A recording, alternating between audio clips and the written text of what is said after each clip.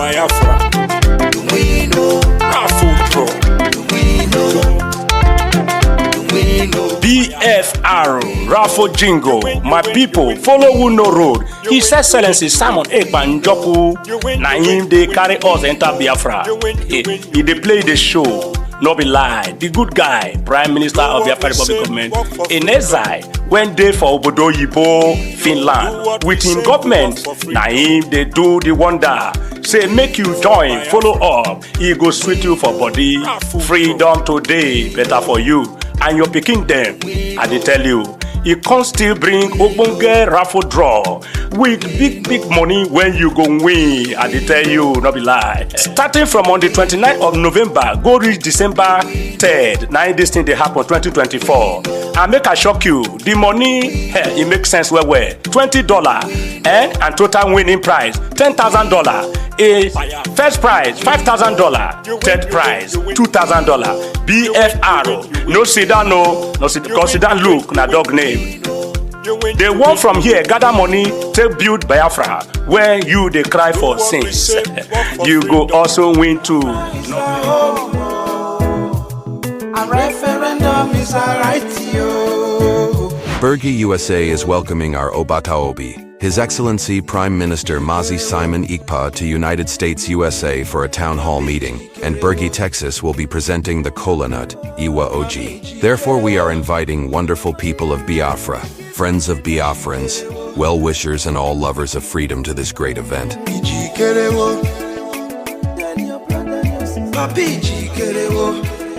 are going home. Welcome, fellow Biafrans, lovers of freedom across the world. I welcome you to this amazing platform. Thank you so much for joining us once again on this program. This is Biafra Exodus Hard Talk TV, a platform where we bring information that has to do with the restoration of independent state of Biafra. We bring information coming from the Prime Minister, Mazi Simon Ekpa, the Commander-in-Chief of the Armed Forces of Biafra. In this platform, we speak the truth and nothing but the truth. We bring information to your doorstep. Those things you are supposed to know that you're not paying attention to, we call your attention to those information for you to have the update and do what you have to do. As you all know, the restoration of the independent state of Biafra is drawing very close. The Biafrans are preparing for the Finland Convention that is going to take place in Lati from the 29th of November up until 3rd of December. It is going to be massive. The whole world is going to be focusing on that very convention. International media are going to be there. Representatives across the world from important organizations will be there to see what is going on. And I can bet you that the Zoological Republic government are jittery. The enemies of Biafra are scared. They are throwing everything they have on the Biafran restoration. Today they are fighting their last battle. They are fighting the fight of a dying horse.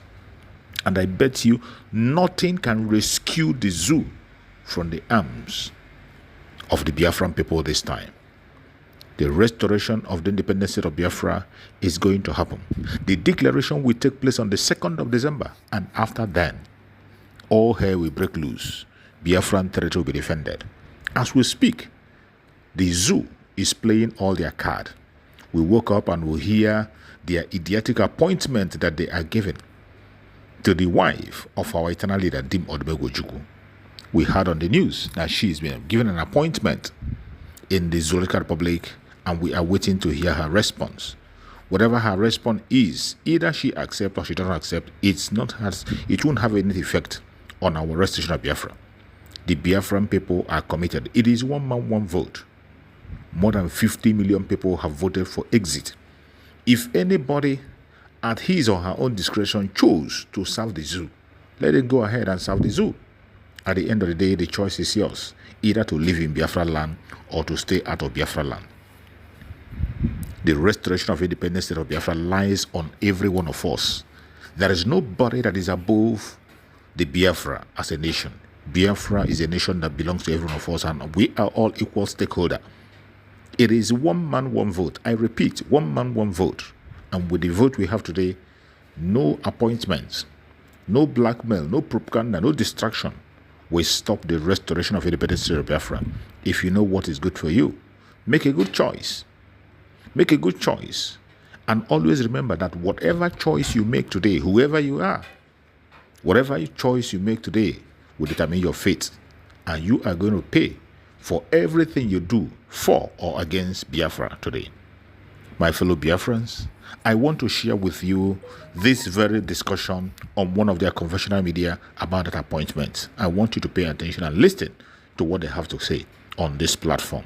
You know, we bring you information that is coming from the conventional media also for you to compare and contrast and then make your choice and also find out the truth. Let us listen and hear what they have to say on this media. People. Okay, so looking at Bianca Ojukwu, for instance, very quickly, Bianca Ojukwu, we do know, was Nigeria's High Commissioner for an ambassador in Spain. Many would have thought that, excuse me, someone of her capacity, shouldn't she rather be the senior minister than the junior minister? Yeah, but I just said that. So I said, why would you appoint somebody that is more like, even though she's a politician as well, but she's more of a technocrat, being an ambassador before now. So why would you appoint her as a minister of state? Why don't you give her something that resonates with who she should be, if you really want to give her an appointment?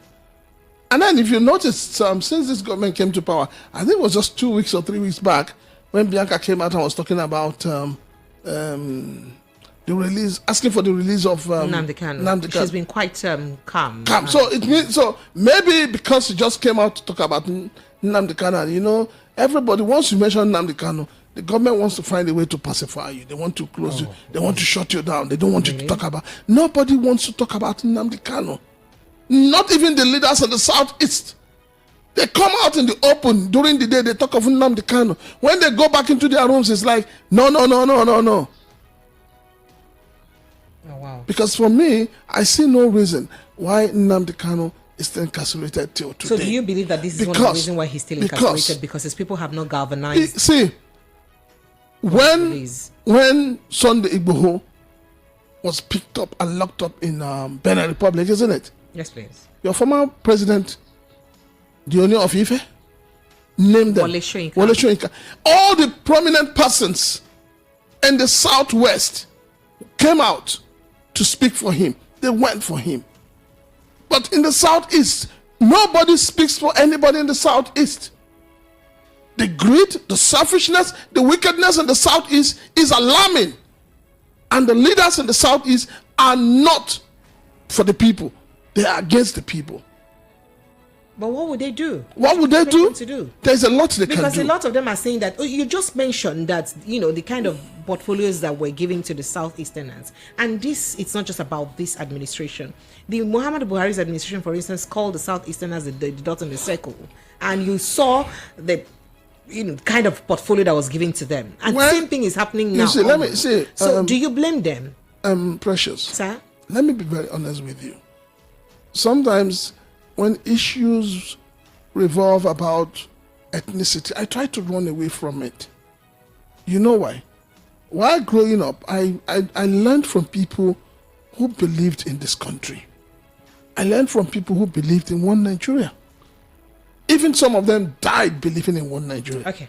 So I am a product of that. And that's why I try. But when Buhari called the Igbos a doth, how many of the prominent Igbo leaders came out to speak against it or speak out about it?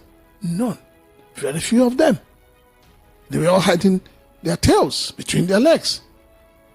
It was just the youths, the younger generation of Igbos, that came out and said, no, we are not a dot. Even some of them said, even though we are a dot. The Enyinnaya Baribe spoke out. He spoke and even made a t-shirt about dot in the circle that he was wearing. Speaking out. Yes. When you say it's just one person, who else? I'm just saying. I said who? He's a prominent Igbo man. Who else?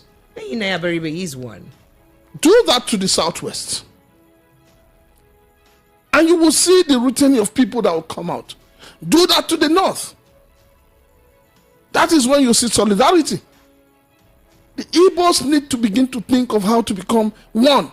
Okay. So they need to speak for themselves. They need to have leaders who speak for the people. So you think they should have one voice? Exactly. Okay, so moving on to other issues now. Now, this scrapping of ministries, or merging of ministries. Bayo Onanuga announced that ministries will be collapsed into, that there's no more NDDC, that by the way. So let's not even water coat it or sugar coat it. There is no more NDDC. So NDDC is now collapsed to South Development Commission.